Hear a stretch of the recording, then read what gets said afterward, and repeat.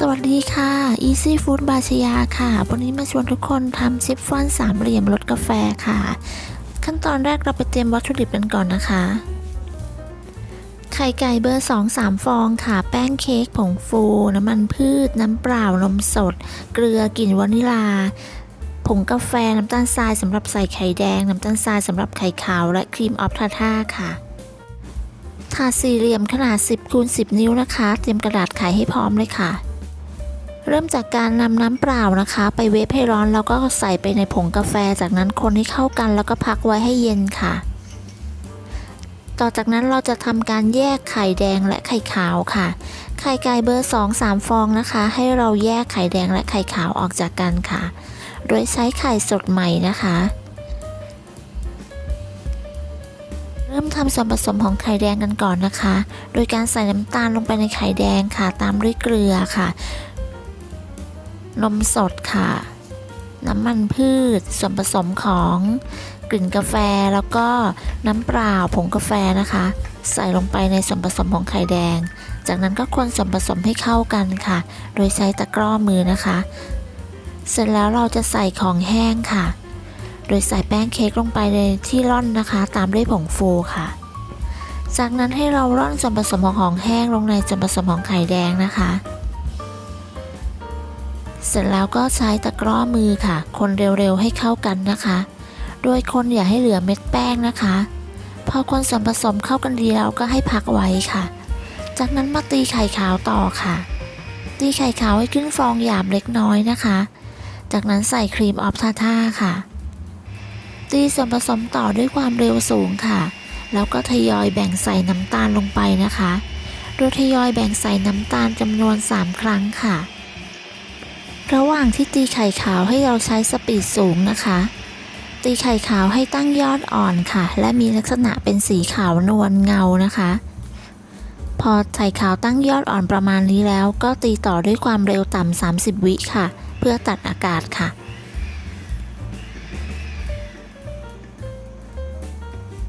จากนั้นค่ะนำไข่ขาวที่ตีได้นะคะไปใส่ในส่วนผสมของไข่แดงที่เราทำพักไว้เมื่อสักครู่นี้นะคะ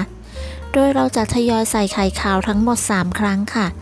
ใช้ตะกร้อมือตะล่อมคนให้เข้ากันค่ะทำด้วยความเบามือนะคะเพื่อเค้กจะได้ไม่มีฟองอากาศค่ะ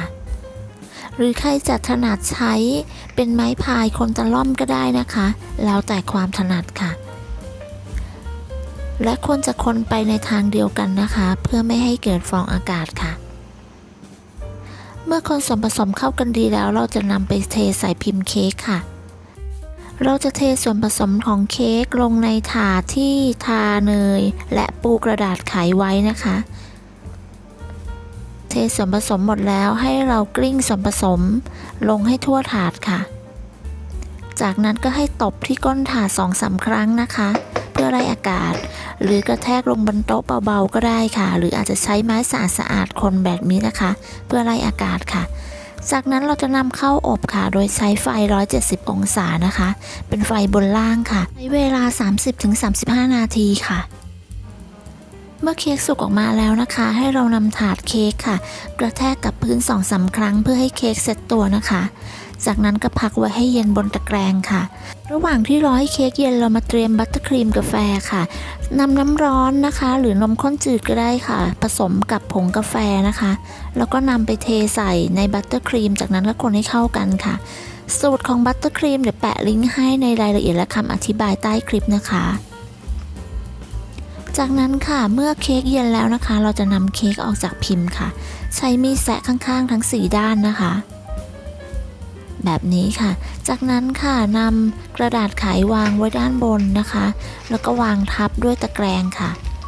แล้วก็คว่ำลงได้เลยค่ะเสร็จแล้วก็ดึงตะแกรงออกนะคะแล้วก็นำถาดเค้กออกค่ะดึงกระดาษไขที่เราปูไว้นะคะออกค่ะได้เนื้อเค้กเนียนๆแบบนี้เลยนะคะ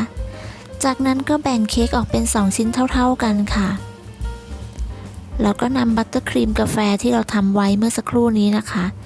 ทาลงไปในเค้กค่ะชิ้นใดชิ้นหนึ่งนะคะจากนั้นก็ปาดให้ทั่วค่ะใช้สปาตูล่านะคะปาดบัตเตอร์ครีมให้ทั่วเลยค่ะใครชอบครีมมากก็ปาดหนานะคะ ใครชอบครีมน้อยก็ปาดบางๆตามต้องการได้เลยค่ะเมื่อปาดครีมดีแล้วนะคะ เราก็จะนำเค้กอีกชิ้นหนึ่งค่ะมาประกบทับด้านบนค่ะโดยวางให้ตรงกันนะคะแบบนี้ค่ะพอวางประกบทับแล้วเราก็จะตัดด้านข้างออกทั้ง4ด้านเลยนะคะใช้มีดตัดเค้กนะคะตัดด้านข้างออกทั้ง4ด้านเลยค่ะวิธีที่จะทำให้ตัดเค้กได้สวยนะคะให้นำมีดตัดเค้กค่ะไปจุ่มในน้ำร้อนนะคะจากนั้นใช้ผ้าสะอาดๆซับให้แห้งค่ะแล้วก็นำมาตัดแบบนี้นะคะก็จะได้เค้กคมสวยแบบนี้เลยค่ะจากนั้นค่ะเราจะแบ่งเค้กออกเป็น3ชิ้นเท่าๆกันนะคะแบบนี้ค่ะใช้มีดตัดเค้กตัดได้เลยนะคะพอตัดได้3ชิ้นเท่าๆกันเสร็จแล้วนะคะเราจะตัดในมุมทะแยงค่ะแบบนี้ค่ะก็จะได้เป็นเค้กขนาด3เหลี่ยมแบบนี้นะคะ